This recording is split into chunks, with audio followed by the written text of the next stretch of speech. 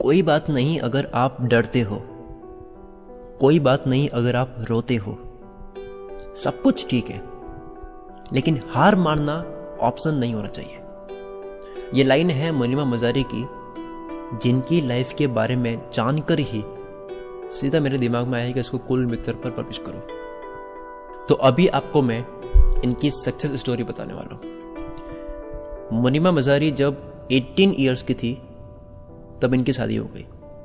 मुनीमा मजारी रूढ़िवादी फैमिली से बिलोंग करती है, जो पहले की सोच के होते हैं, जहां बेटी ना नहीं दे सकती। इनके फादर चाहते थे कि वो शादी करे। मुनीमा मजारी ने कहा जिसमें आपकी खुशी हो, और फिर मुनीमा मजारी ने शादी कर ली, जो कि हैप्पी मैरिज नहीं थी। शादी के 2 ही साल बाद, यानी आज से 9 साल पहले, मुनीमा मजारी का कार एक्सीडेंट हो गया। मुनीमा मजारी के हस्बैंड ड्राइविंग के वक्त ही सो गए थे। कार खाई में गिरी। मुनीबा के हस्बैंड ने बाहर जंप करके अपने आप को मैनेज करके सेव कर दिया था, और मुनीबा कार में ही रही।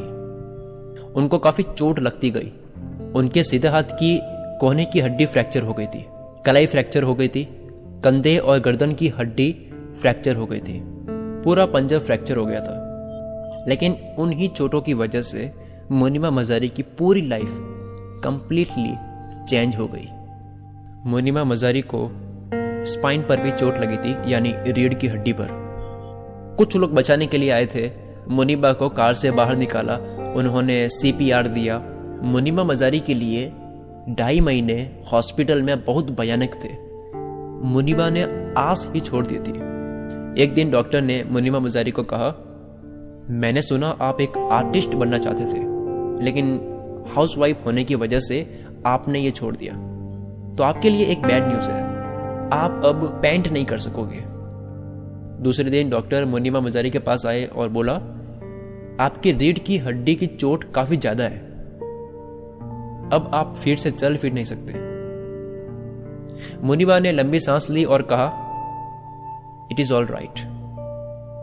अगले ही दिन डॉक्टर मुनीबा के पास आए और बोला, आपके रीढ़ की हड्डी में लगने के कारण, जिसे ठीक किया गया है उसके कारण, आप अब बच्चे को जन्म नहीं दे सकते। उस दिन मुनीबा मानो तबाह हो चुकी थी। मुनीबा अपने अस्तित्व पर सवाल करने लगी कि मैं जिंदा ही क्यों हूं। मुनीबा जिस कारण से जी रही थी वो ये था कि एक बार मुनीबा ने अपने भाई से पूछा, मुझे पता है मेरा एक हाथ विकलांग है, लेकिन मैं हॉस्पिटल में यह सफेद दीवार देखकर और सफेद पहनकर थक चुकी हूं।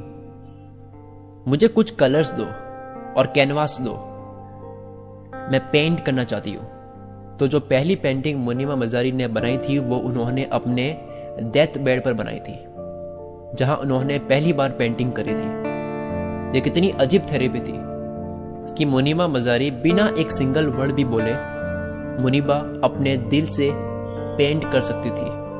मुनीबा अपनी स्टोरी को शेयर कर सकती थी। लोग जो भी मुनीबा के पास आते और कहते, ये पेंटिंग तो बहुत ही लवली है, बहुत सारे कलर है, इसके अंदर के दुख को कोई नहीं देख पाया, जो सिर्फ मुनीमा मजारी को पता था। और उस दिन मुनीबा ने डिसाइड किया कि मैं अपने लिए जिंदगी जीने जा रही हूं। मैं कोई किसी के लिए परफेक्ट इंसान बनने नहीं जा रही, मैं बस इस मोमेंट को पाने जा रही हूं, और इसे मैं अपने लिए एकदम परफेक्ट बनाऊंगी। मैं अपने जितने भी डर हैं उनसे लड़ने जा रही हूं। तो मुनीमा मजारी ने अपने वो सारे डर एक एक करके लिखे, और मुनीबा ने डिसाइड किया कि वो एक एक करके वो सारे डर को काबू में करेगी। क्या आपको पता है मुनीमा मजारी का सबसे बड़ा डर क्या था? वो था डिवोर्स। लेकिन जब मुनीबा ने ये डिसाइड किया तब ये कुछ भी नहीं था, बस एक डर था। मुनीबा ने अपने आप को मुक्त कर दिया और उसे फ्री किया। और मुनीबा मजारी ने अपने आप को इमोशनली इतना स्ट्रांग बना लिया था कि जब मुनीबा मजारी को पता चला वो शादी करने जा रहा है, मुनीबा ने उसे टेक्स्ट भेजा कि मैं बहुत खुश हूं and wish you all the best. और वो जानता है कि मुनीबा आज भी उसके लिए दुआ करती है। दूसरा सबसे बड़ा डर था वो ये था कि मुनीबा मजारी अब फिर से मां नहीं बन सकती, जो कि मुनीबा मजारी के लिए थोड़ा भयानक डर था। लेकिन फिर मुनीबा मजारी ने एहसास किया कि ऐसे बहुत बच्चे हैं इस दुनिया में जो ये चाहते हैं कि कोई उनको गोद ले ले। मुनीबा ने सोचा तो यहां रोने का कोई पॉइंट ही नहीं है, बस जाओ और गोद लो। फिर मुनीबा ने वही किया। मुनीबा मजारी ने अपना नाम तरह तरह के ऑर्गेनाइजेशंस अनाथ आलय में दिए और पेशेंस के साथ में वेट किया। 2 साल बाद पाकिस्तान की एक छोटी सी सिटी से कॉल आया और मुनीबा मजारी को कहा गया, क्या आप मुनीबा मजारी हो? यहां एक बच्चा है, बेबी बॉय है, क्या आप उसे गोद लेना चाहोगे? मुनीबा मजारी बहुत दर्द सहन करके इंतजार कर रही थी। मुनीबा ने कहा, यस, मैं उस बच्चे को गोद लेने जा रही हूं, मैं आ रही हूं उसे घर ले आने के लिए। उस वक्त नील 2 साल का था जब गोद लिया गया था, और मुनीबा मजारी ने जब अपने बारे में सब बताया तब नील यानी वो बच्चा 6 साल का हो चुका था। फिर मुनीबा मजारी ने लोगों के सामने आने का डिसीजन लिया और पेंट करना शुरू किया। मुनीबा मजारी ने काफ़ी मॉडलिंग कैंपेन्स किए, पाकिस्तान की नेशनल टीवी में as a anchor person join किया। मुनीबा मजारी UN वुमेन पाकिस्तान के लिए नेशनल ग्लोबल गुडविल एम्बेसडर बनी और आज मुनीबा मजारी वुमेन और चिल्ड्रन के हक के लिए स्पीच देती है। मुनीबा मजारी 2015 में BBC में टॉप 100 वुमेन में फीचर्ड हुई। 2016 में फोर्ब्स अंडर 30 की लिस्ट में आई। आज मुनीबा मजारी पाकिस्तानी आर्टिस्ट है, मॉडल है, एक्टिविस्ट है, मोटिवेशनल स्पीकर है, सिंगर एंड टेलीविजन होस्ट है। मुनीबा मजारी कहती है, जिन्हें आप जरा ध्यान से सुनिए, कोई बात नहीं अगर आप डरते हो, कोई बात नहीं अगर आप रोते हो, सब कुछ ठीक है, लेकिन हारना ऑप्शन नहीं होना चाहिए। लोग कहते हैं फेलियर एक ऑप्शन नहीं होना चाहिए।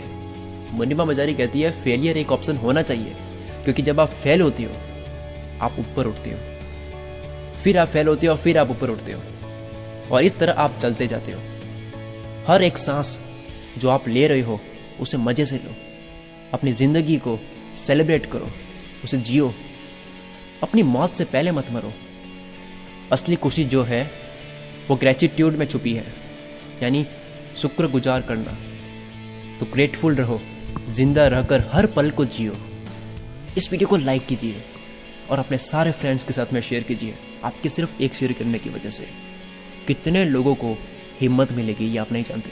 इस वीडियो को शेयर कीजिए अपने व्हाट्सएप के थ्रू सारे कॉन्टैक्ट्स को।